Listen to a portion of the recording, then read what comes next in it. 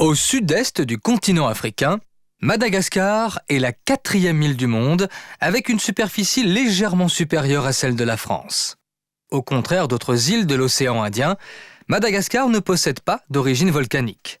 Elle s'est détachée de l'Afrique il y a 165 millions d'années, selon la théorie de la dérive des continents.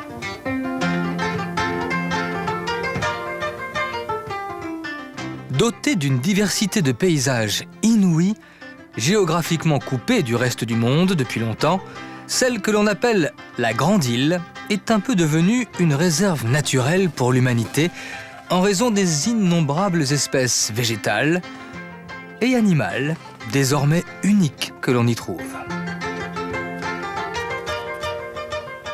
La population malgache, elle aussi, est exceptionnelle par la diversité de ses origines.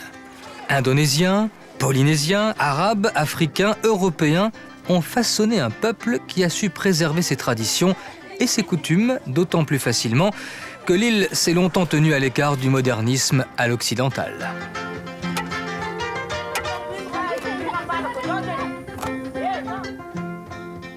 À Madagascar, la terre est fertile et grâce au climat tropical, tout pousse ou presque. Le sous-sol recèle d'exceptionnelles richesses. Mais bon nombre des ressources naturelles sont restées sous-exploitées en raison du manque de moyens techniques, des carences des moyens de transport et du délabrement des infrastructures.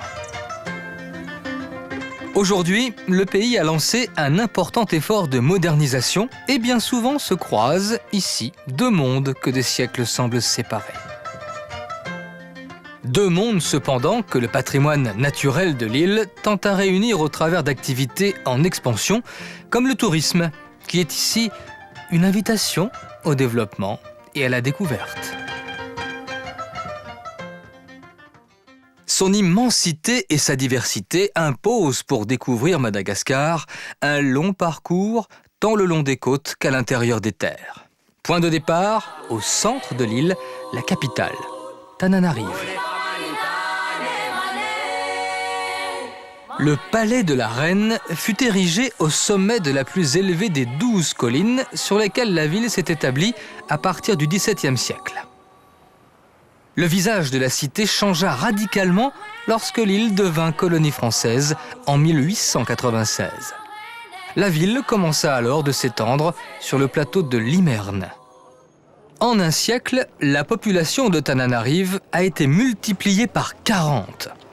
L'exode rural est en partie responsable d'une explosion démographique dont on prend la mesure au cœur des marchés de la capitale. Les marchés de Tana ont été réorganisés depuis la disparition du célèbre Zouma, l'un des plus grands marchés du monde. Mais les échanges sont toujours aussi intenses et les petits métiers s'y développent avec un art consommé de la récupération. Près des parasols blancs des marchés à ciel ouvert se côtoient les modèles originaux et les modèles réduits. Mais devant l'expansion incontrôlée du négoce, de nombreuses échoppes ont été sacrifiées pour permettre la remise en état de l'avenue de l'Indépendance. La ville basse s'étire au pied des collines jusqu'à la gare ferroviaire. Bien après l'indépendance, le parc automobile témoigne toujours des anciens liens avec la France. Dans la construction des nouveaux quartiers, la population fut utilisée par les Français pour assécher des hectares de marécages. Une façon de damer le pion à la royauté malgache qui exerçait son pouvoir dans la ville haute. Aujourd'hui, la capitale abrite le 10e de la population nationale et sa croissance donne le tournis. En 40 ans, les Malgaches ont vu leur nombre doubler. Malgré tout, le patrimoine est valorisé et la restauration du palais de la Reine a débuté grâce à l'UNESCO. Toutes générations confondues, les amateurs de spectacles se rassemblent au pied du palais.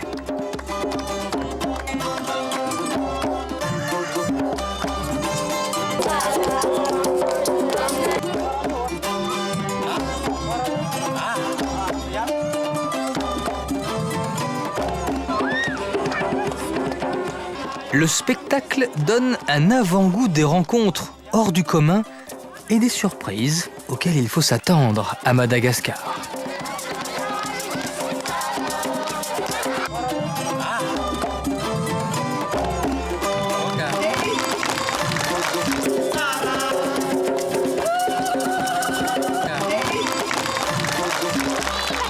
Tananarive porta le nom de Forêt Bleue en raison de la lumière qui nimbait ces collines.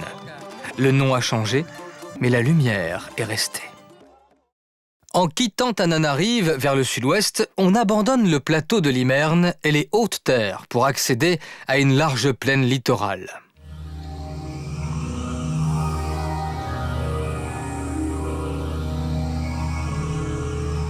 La faible dénivellation et l'absence d'obstacles font que les cours d'eau s'y étalent sans retenue avant de se jeter dans le canal du Mozambique. La côte au sud-ouest est habitée par ceux que l'on appelle les nomades de la mer, les Vezous. Avec leurs embarcations à voile carré, les Vezous pratiquent la pêche de père en fils. Leurs pirogues à balancier sont creusées dans un tronc d'arbre.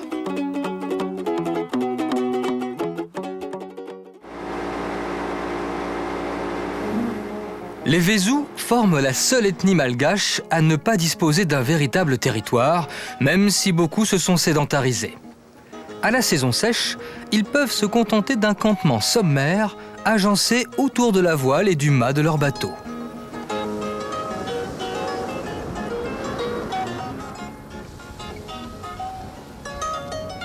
En symbiose avec leur environnement, les Vezous exploitent toutes les ressources de la mer. Ainsi, ils récoltent le sel déposé par l'intense évaporation de l'eau. La méthode et les outils sont rudimentaires. Pourtant, le sel procure aux Vezous une monnaie d'échange et un moyen d'assurer la conservation de leurs aliments.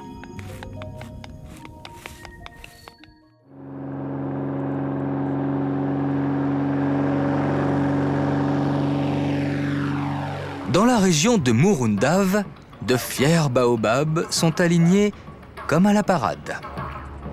L'arbre géant compte 8 espèces recensées sur la planète. Une seule est présente en Afrique, alors que les 7 autres ne se trouvent qu'à Madagascar.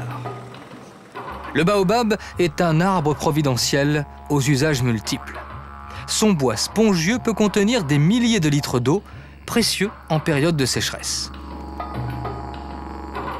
Une légende raconte que les dieux, vexés par la force des baobabs, les auraient arrachés pour les replanter les racines en l'air. C'est pourquoi ils portent parfois le surnom d'arbre à l'envers.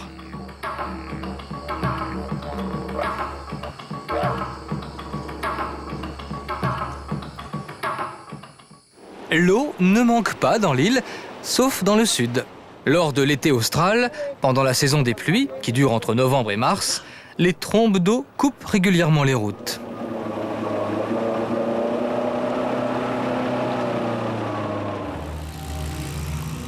Certaines régions de l'ouest et du sud abritent des espèces végétales endémiques parfaitement adaptées au climat. Herman Petigna possède une forêt de 40 hectares et connaît bien la richesse inouïe de la flore malgache. Je récolte surtout des euphorbes. Je dois avoir 150 espèces ici, dont certaines ne sont pas encore répertoriées. J'ai un professeur à Heidelberg qui s'occupe de la diagnose, en latin en général. Et après ça, quand le dossier est constitué, on propose un nom qui est soumis à l'université de Leicester en Angleterre, qui détient la nomenclature mondiale de toutes les plantes répertoriées. L'art funéraire des alou-alou, des poteaux sculptés, est aussi une référence à une nature exceptionnelle, longtemps dominée par un oiseau aujourd'hui disparu, l'épiornis, Jeannette Rieder collectionne ces œufs. Il fait comme contenance l'équivalent de 200 œufs, alors que l'œuf d'autruche n'en fait que 20. Et c'est une des raretés de notre pays. D'autres raretés se dissimulent dans l'océan, comme le sélacanthe, que l'on croyait disparu depuis 80 millions d'années. Ces nageoires ressemblent aux pattes des premiers vertébrés.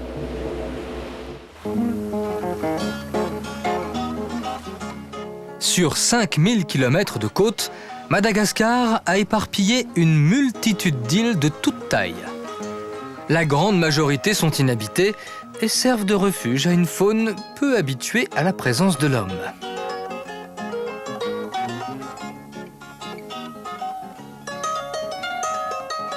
Dès lors qu'il n'a jamais été chassé, le pailles-en-queue ne craint pas de se laisser rapprocher.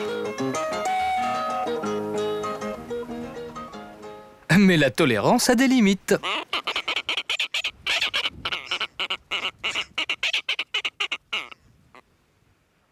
Dans les régions arides, l'activité est entièrement dédiée à la solution des besoins vitaux.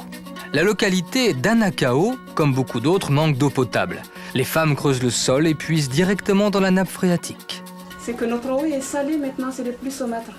Nous, les femmes, nous avons alors des difficultés pour acheter l'eau parce qu'il faudrait faire venir de l'eau de l'Unila. Et l'eau potable, c'est la santé. Il nous faut de l'eau potable. Pour une femme médecin, c'est un appel à l'aide et l'urgence est grande.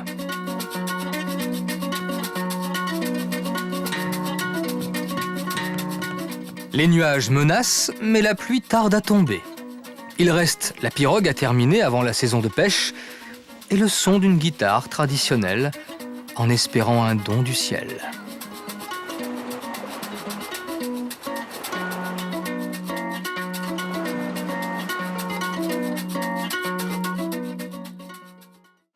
Une piste chaotique conduit plus au sud, en direction d'Ampani. On y croise des chèvres angora. Le poil long et soyeux de la chèvre angora est mieux connu sous le nom de mohair. Le poil est toujours filé dans la région, malgré la raréfaction des troupeaux. Les écheveaux de laine sont teintés et séchés avant de servir à la fabrication de magnifiques tapis. Leurs motifs bruns et blancs s'inspirent des alou-alou funéraires. Quand leur surface dépasse 20 mètres carrés, on appelle les tapis des autobus. D'étonnantes peintures naïves caractérisent les tombeaux sur le territoire des Mahafali. Elles racontent la vie du défunt sous les bucranes, des cornes de zébu et les alou-alou de bois sculptés. La richesse décorative du tombeau est en rapport avec le statut du propriétaire.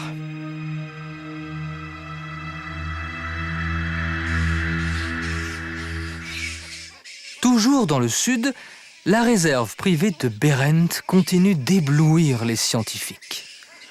On peut y approcher une des espèces emblématiques de la faune malgache. Un bond et l'animal entre en scène. Le lémurien est un cousin du singe, donc de l'homme. Certains sont couverts d'un pelage presque blanc, comme le sifaka. Le lémurien vit surtout dans les arbres, mais il lui arrive d'en descendre pour aller faire son jogging.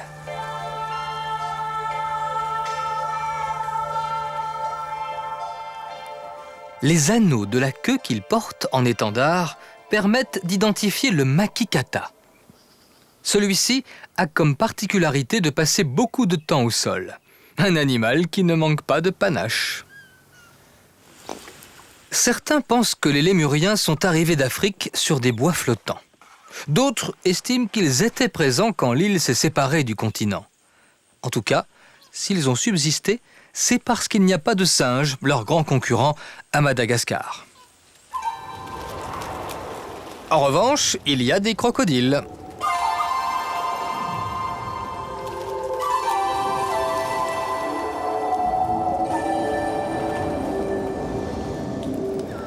D'étranges végétaux tentaculaires appartiennent à la même famille que l'agave, cultivée en rang serré. L'agave est originaire d'Amérique centrale et s'adapte parfaitement aux sols arides. Les longues feuilles rigides possèdent une redoutable extrémité épineuse, dissuasive pour les herbivores. Parmi les 300 espèces d'agaves, une seule est exploitée de manière industrielle pour les fibres contenues dans les feuilles, le sisal. Les fibres robustes sèchent avant de connaître des destinations multiples. Cordages, tapis, chapeaux et même cloisons dans les habitations.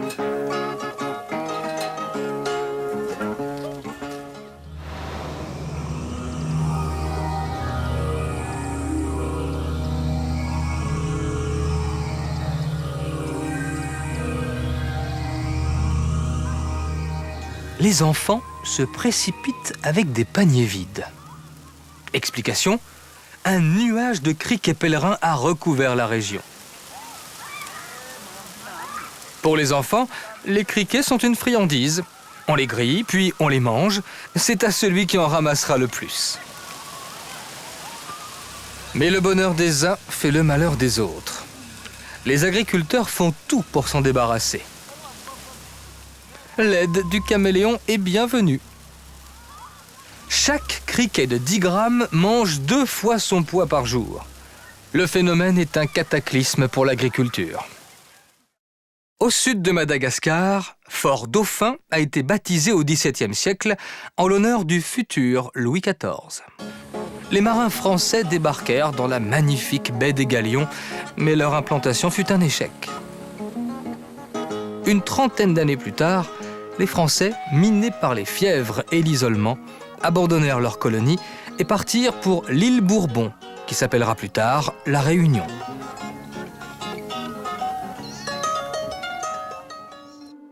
En remontant vers le nord, à l'intérieur des terres, on pénètre dans le parc national de l'Isalou. Les limites du parc correspondent à celles d'un massif montagneux qui porte le même nom.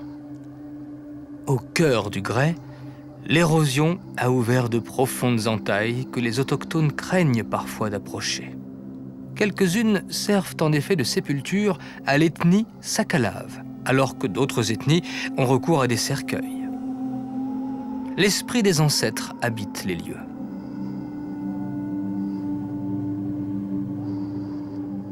Le vent, la pluie et le soleil ont travaillé la roche friable en lui donnant des silhouettes évocatrices. Même figée dans la pierre, la reine d'Isalou n'a rien perdu de sa majesté et la fenêtre percée dans la roche ouvre en grand sur un horizon balisé de pierres.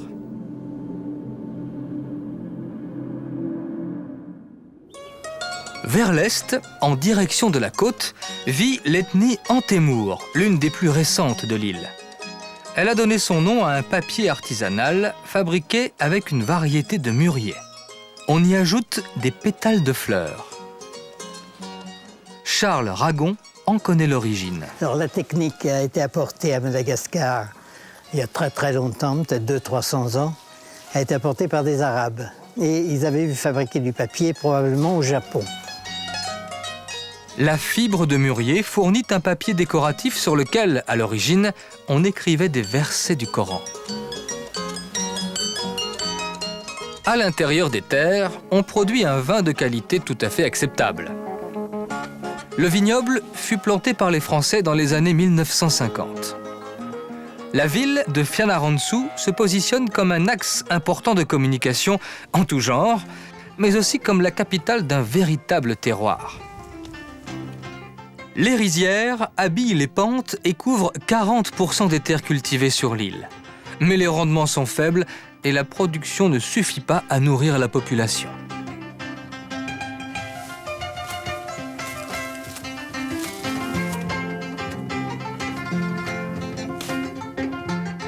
On sèche la céréale sur les routes et les moyens de transport datent d'un autre âge.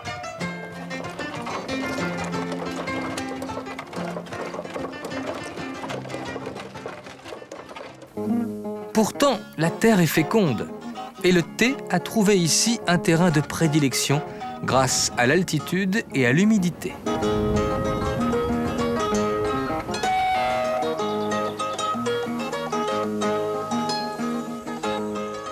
Madagascar compte 6 parcs nationaux. celui de Ranmafan offre un bel échantillon de forêt tropicale humide. Le relief, l'altitude et le climat favorisent une flore hors norme et une faune dont la vedette est le lémurien. Certains portent un collier d'identité car leur comportement et leur environnement font l'objet d'études scientifiques. À cause du relief, de larges zones du parc restent inexplorées, enveloppées de mystères. Cap au nord, direction Antsirabe, par la Nationale 7.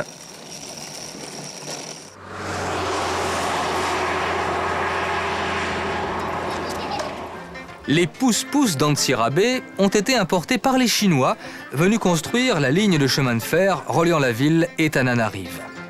Il y fait frais pendant l'hiver austral, mais la ville thermale a conservé un beau cachet colonial.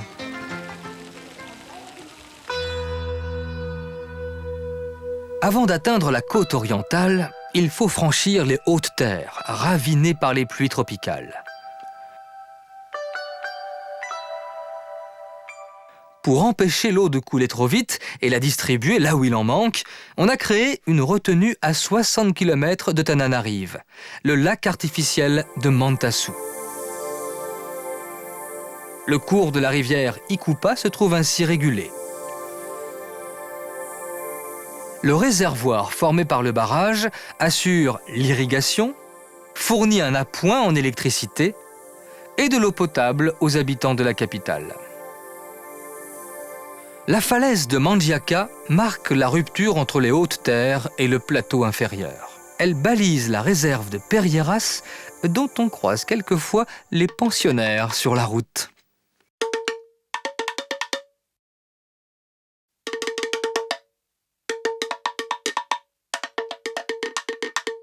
Le caméléon a la réputation d'être prudent, parfois trop. Au point que devant l'obstacle, il a souvent du mal à se décider.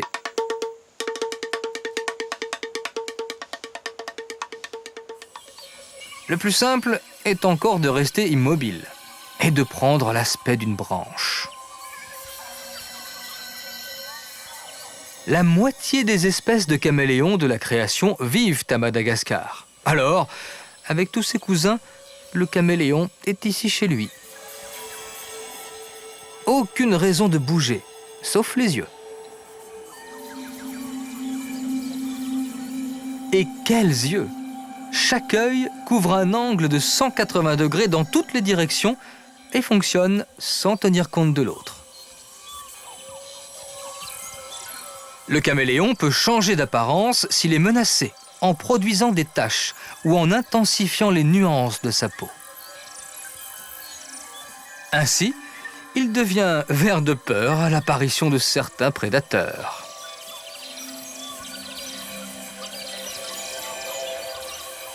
Papillons ou fleurs, menthe religieuse ou simple feuille, la forêt malgache joue sur la diversité pour brouiller les pistes. Entre les troncs, les branches et les racines, la confusion est totale. Même l'animal se confond avec le minéral. Les cailloux que l'on ramasse ont des pattes. Et les bourgeons, à y regarder de plus près, respirent. Dans la réserve, les techniques de pêche traditionnelles sont tolérées, car l'homme participe à l'équilibre du biotope. Le chemin qui borde la réserve d'Anala-Mazaoutre est jalonné de surprises.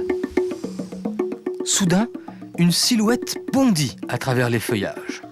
C'est ainsi qu'apparaît le plus souvent le plus grand lémurien, l'Indri Indri. Pour les habitants de la région, l'Indri Indri est un animal sacré. Il est absolument interdit de lui faire le moindre mal.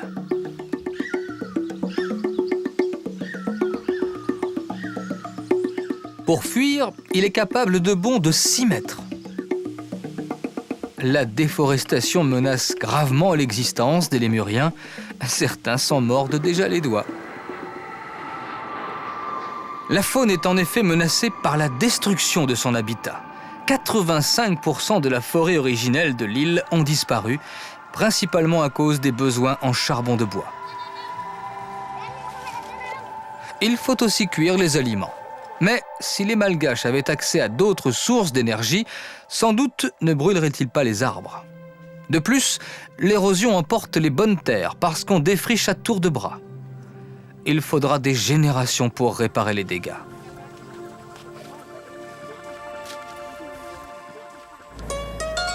Le monde végétal dispose encore à Madagascar de solides réserves. Les branches du palmier roufi sont séchées pour utiliser la fibre appelée raffia, un mot français d'origine malgache. Avec le raffia, on tisse la matière première pour les chapeaux ou les paniers. Un artisanat qui se rencontre de moins en moins.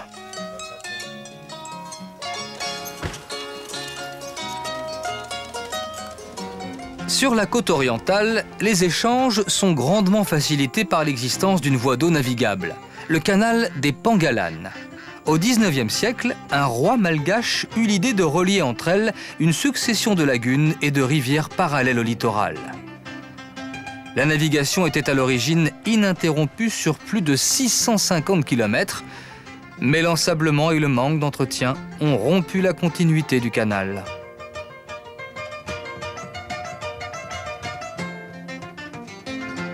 Plusieurs grands lacs émaillent le parcours. Exemple, le lac Ampitabe. Les concepteurs du projet ont imaginé le canal à l'intérieur des terres parce que la navigation sur l'océan Indien est ici extrêmement périlleuse.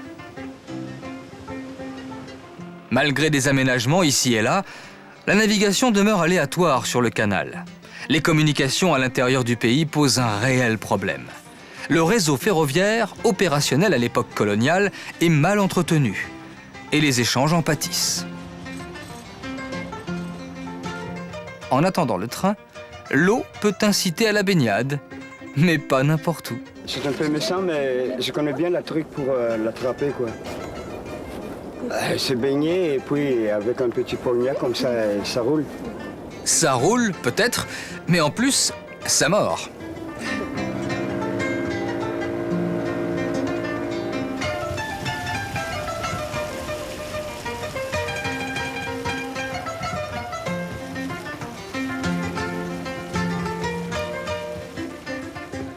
La voie d'eau fut inaugurée en 1901. Elle aboutit au nord à Tamatave, la deuxième ville et le premier port du pays. Les fiers palmiers de l'avenue de l'Indépendance ont toujours survécu aux cyclones, qui, souvent, déferlent sur la ville. Tamatave contrôle 70% du commerce malgache avec l'extérieur.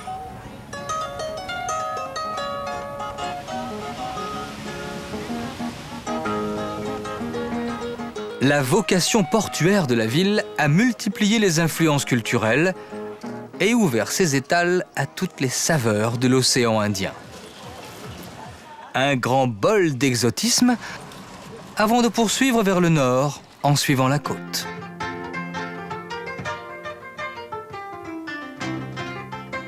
La route prend le relais du canal des Pangalanes pour rejoindre Full Point, à 60 km de Tamatave. À l'abri d'une barrière de corail artificielle, la plage et quelques infrastructures touristiques donnent un cadre à Maaveloun, qui signifie en malgache « là où la vie s'éveille à nouveau ». L'ancien comptoir commercial, anglais puis français, n'a rien perdu de son activité.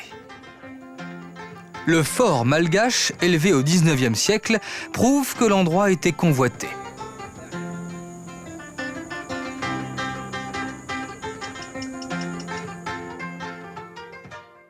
Plus au nord, l'île Sainte-Marie, Nuziboura en malgache, étire une longue bande de terre parallèle à la côte.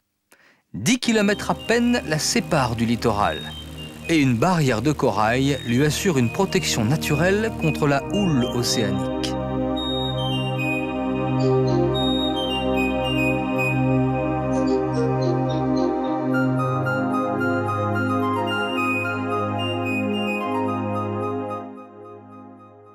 Il règne une vraie douceur de vivre à Sainte-Marie.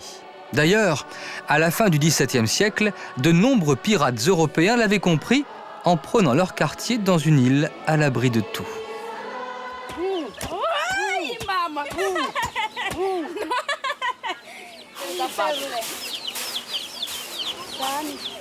L'île a peu changé depuis les pirates. Leurs descendants se sont métissés, mais le patrimoine est intact, comme l'église catholique la plus ancienne de Madagascar.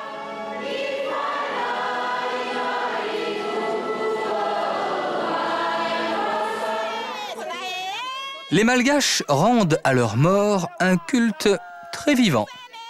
Ils les honorent par des coutumes déconcertantes pour les Occidentaux. La joie l'emporte largement sur la tristesse.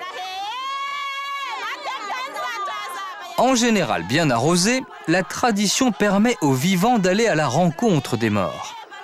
Mais le cortège n'a rien de funèbre.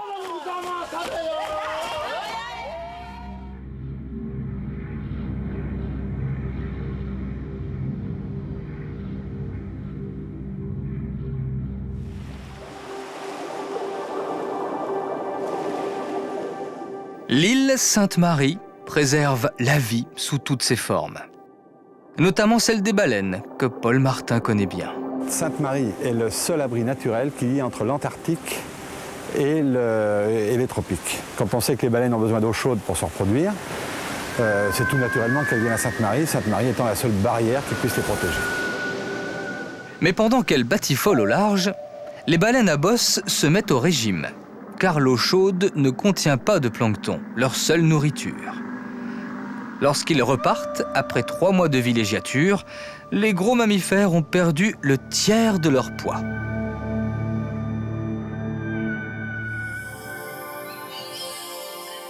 Les pirates appréciaient la proximité de Sainte-Marie en raison d'une côte bien découpée. Les nombreux récifs coralliens dressaient autant d'obstacles devant leurs poursuivants, et les criques accueillaient leurs bateaux lors des razzias qu'ils menaient à l'intérieur des terres. La localité de Mananar se trouve en plein territoire des Betsimisaraks. La deuxième ethnie malgache par le nombre est soudée grâce à une confédération de tribus depuis le XVIIIe siècle.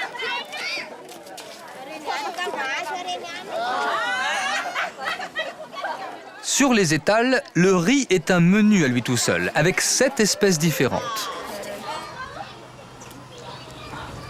Mananar est aussi le nom du fleuve qui baigne la localité. Il faut emprunter une pirogue pour accéder à une île cernée par le fleuve. Une île sanctuaire dont le trésor ne se découvre qu'une fois la nuit tombée. Il est allergique à la lumière. Il a pour nom le aïaï, un lémurien nocturne. Un animal solitaire est tellement rare qu'on l'avait cru disparu. Comme ses congénères, le aïaï a souffert de la déforestation, mais aussi des croyances populaires qui en faisaient un être maléfique. Nourriture favorite, la noix de coco. Particularité, un charme fou. Une centaine de kilomètres au nord, les 3 villes de Andap, Sambave et Antala cernent le triangle de la vanille. C'est aussi l'un des hauts lieux de la construction navale. Les boutres y sont réalisées suivant des méthodes traditionnelles, dans des bois que les Européens qualifient de précieux. Les fibres végétales servent au calfatage d'une coque dont la solidité est garantie par les ancêtres. Les ancêtres veillent aussi aux cocoteraies, qui bénéficient dès leur plus jeune âge des soins les plus attentifs. Au sommet des arbres, on élimine une partie des jeunes noix en formation pour favoriser la croissance de celles qui resteront.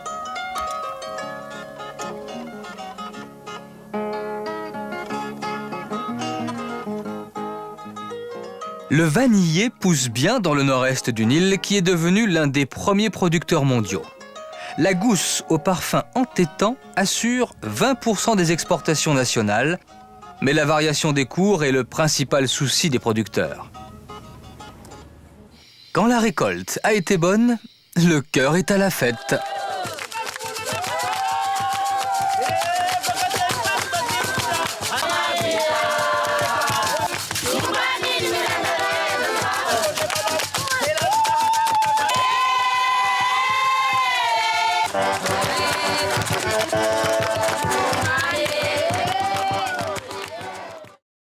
nord de Madagascar, la ville de Diego Soares porte les noms réunis des 2 navigateurs portugais qui découvrirent sa baie magnifique au XVIe siècle. Antsiranana, le port en malgache, est le nom usuel de la localité. Diego Soares fut une base navale française jusqu'au début des années 1970. Le maréchal Joffre vécut ici avec le titre de gouverneur.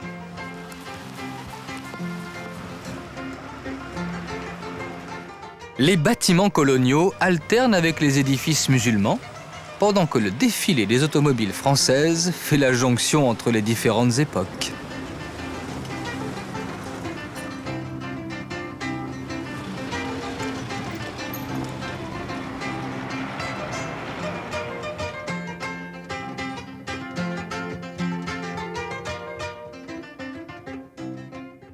Des baobabs recouvrent la montagne des Français, percée de grottes qui servirent souvent d'abri. La baie des Français est réputée très poissonneuse pour le plus grand bonheur des pêcheurs.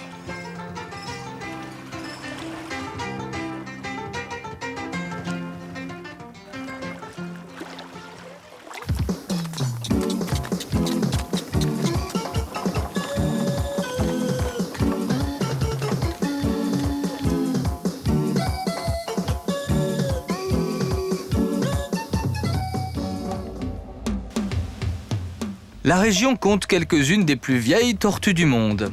Les rides ne trompent pas, celle-ci approche les 500 ans. Ce qui ne l'empêche pas de veiller sur sa descendance.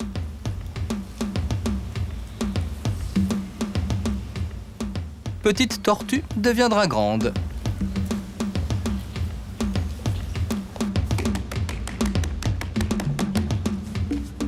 Une dizaine d'espèces subsistent sur l'île.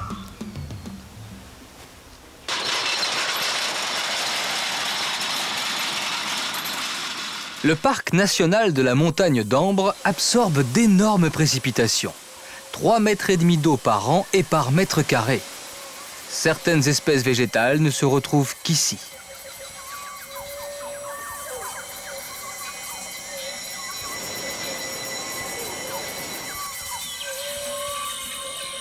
Certains villages sont sortis de terre comme des champignons, construits par des prospecteurs venus en famille de partout. La découverte d'un gisement de saphir a mis la région sens dessus dessous. Les plus chanceux trouvent les pierres et chacun investit ses économies à sa manière. Le sol malgache recèle un trésor minéral. Les réserves de titane, par exemple, seraient 3 fois plus importantes que celles de l'Australie, le premier producteur mondial. Les pierres précieuses abondent. Actuellement, on exploite tout sauf le diamant. Les pierres ornementales se retrouvent en nombre et en variété, mais elles sont beaucoup moins rares que les pierres précieuses comme l'émeraude ou le rubis.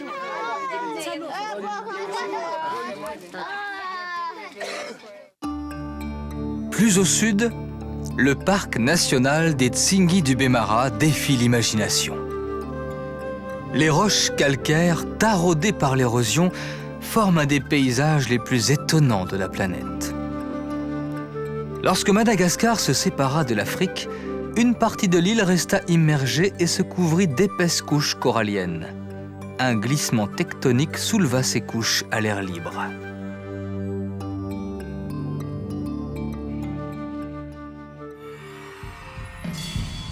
Le même dépôt corallien a subi les effets de l'érosion, mais en plein océan cette fois. L'eau de mer et les vagues ont façonné en boule les 4 frères aînés, des îlots désertiques colonisés par les oiseaux marins.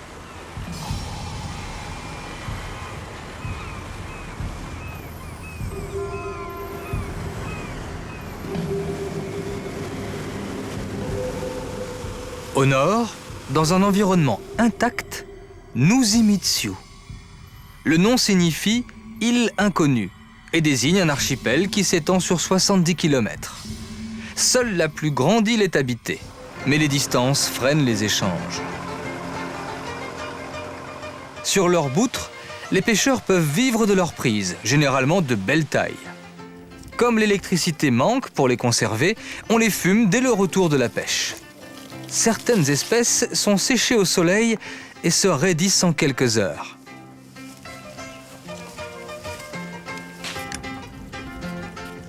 Les ailerons de requin sont vendus à prix d'or aux Asiatiques, mais les pêcheurs sans contact avec les circuits commerciaux ont plus de mal à joindre les deux bouts.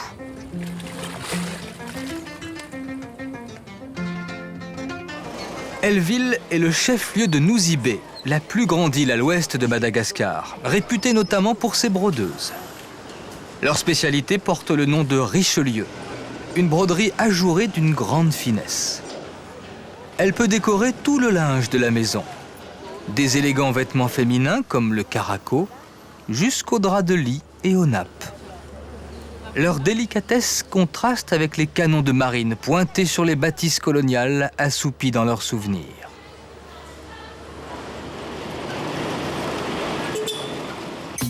Le mont Passo domine l'île et les lacs de cratères ouverts à ses pieds. Nosy-Be est une île volcanique dont le sol est favorable à la culture de la canne à sucre.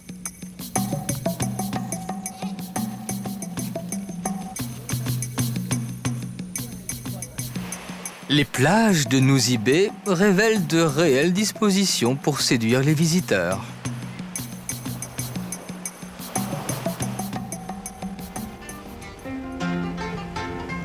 D'ailleurs, dans les petits villages, la vie commence à changer et l'artisanat se trouve stimulé. Le développement du tourisme fait déjà vivre 25% de la population à Nosy-Be. Le maquis macaco n'en croit pas ses yeux. Le petit primate ne se laisse approcher qu'en échange de petits cadeaux.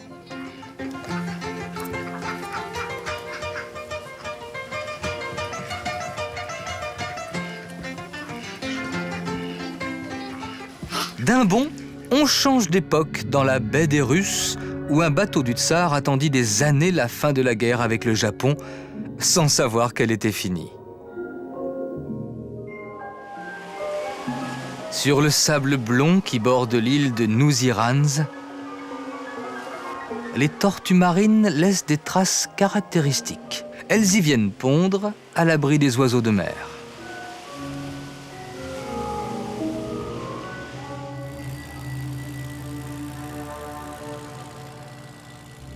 En descendant la côte nord-ouest, une immense plaine alterne les étendues verdoyantes et les vallons arides.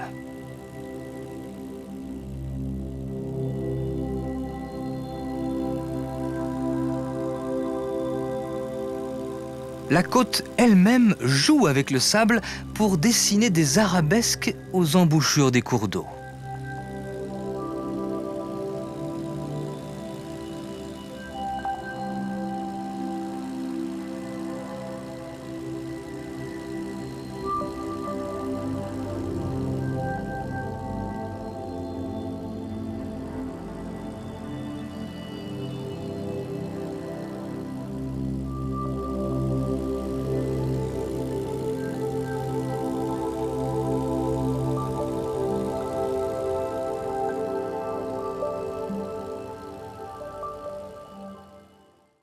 La ville de Majinga se situe en plein cœur du territoire de l'ethnie Sakalave. Selon la légende, les rois Sakalaves y ont planté un baobab pour marquer la naissance de leur royaume. Le géant aurait aujourd'hui plus de 7 siècles.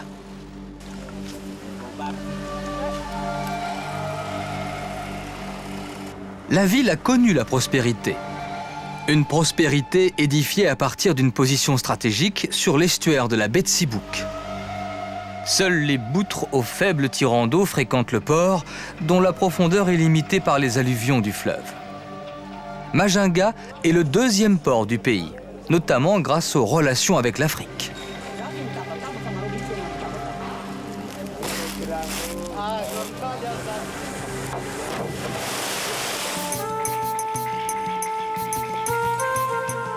Les demeures des commerçants arabes ou indiens révèlent l'aisance passée, à travers les portes cloutées, le fer forgé et les stucs ciselés. Un cadre de vie raffiné chez des négociants en majorité musulmans, dans une ville qui fut la tête de pont de la conquête française.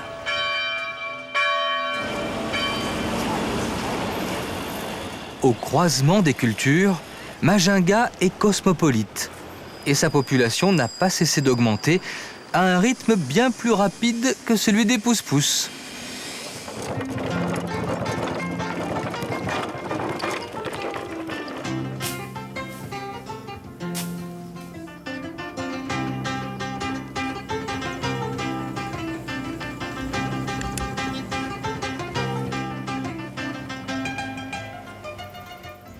Des formes quasi végétales ont envahi le sous-sol dans les grottes d'Anjuhibe, creusées dans le plateau calcaire de Mahabou. La taille et la variété des concrétions donnent la mesure de leur ancienneté.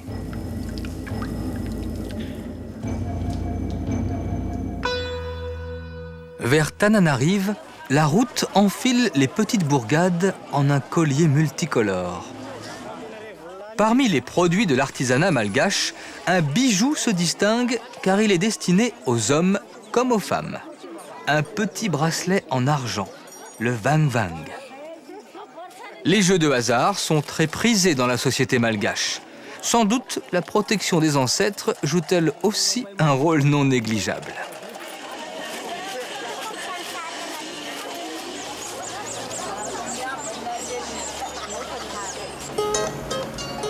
À 250 km de Majinga, sur la route de Tananarive, un pont métallique franchit la baie de Sibouk. L'eau, saturée d'alluvions, ne simplifie pas la tâche des lavandières.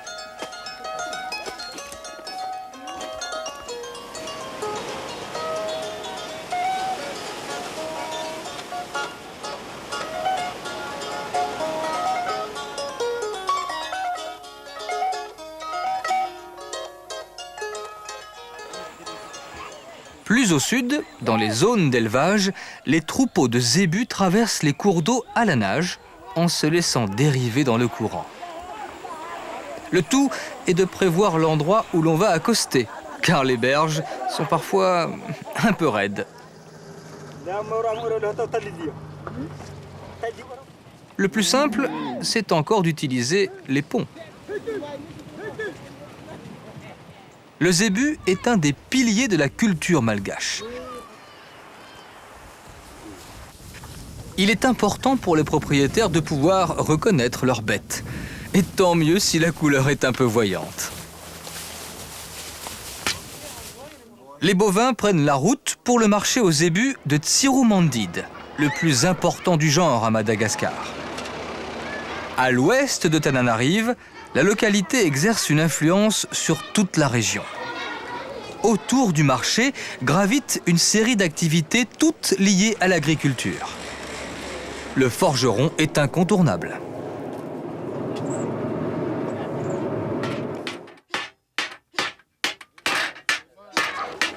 On s'y procure des faucilles pour récolter le fourrage et d'innombrables accessoires en matériaux recyclés. La région est propice à l'élevage grâce à la présence de volcans éteints, dont les laves ont fertilisé les sols et enrichi les pâturages. L'eau chauffée par le magma terrestre est expulsée du sol par endroits avec plus ou moins de vigueur. Une coulée de lave a dressé un obstacle enjambé par les chutes de la Lili.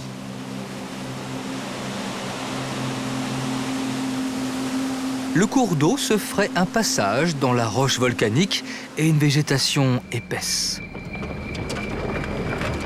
Il sert en réalité de déversoir au lac Itazi, un lac de cratère très poissonneux. Les défenseurs de l'environnement s'efforcent de protéger la région en raison de la richesse de son écosystème. Mais les Malgaches ont une richesse principale, celle du cœur, celle qui les unit dans la construction de leur pays sous le regard protecteur de leurs ancêtres.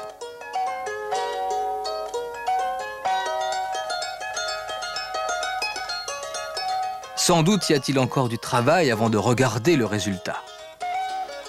Mais la motivation est grande, et les carrioles, rassemblées le jour du marché dans le village d'Ampefi, n'attendent qu'un nouveau départ.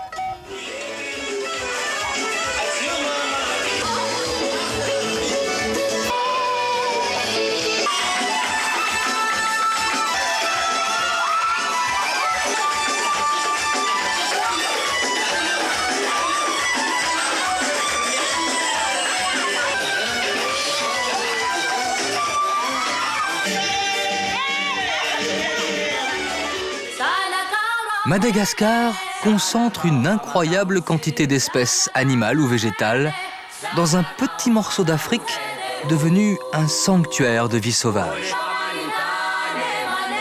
L'homme y a trouvé sa place en grandeur nature.